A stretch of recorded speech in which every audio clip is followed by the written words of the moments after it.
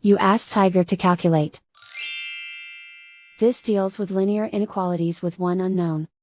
The final result is y greater than -1. Let's solve it step by step. Swap sides.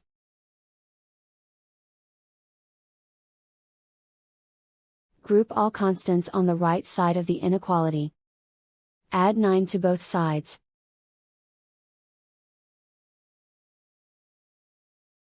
Group like terms.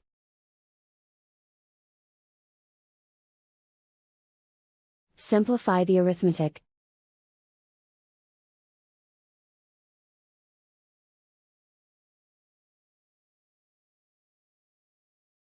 Plot the solution on a coordinate grid.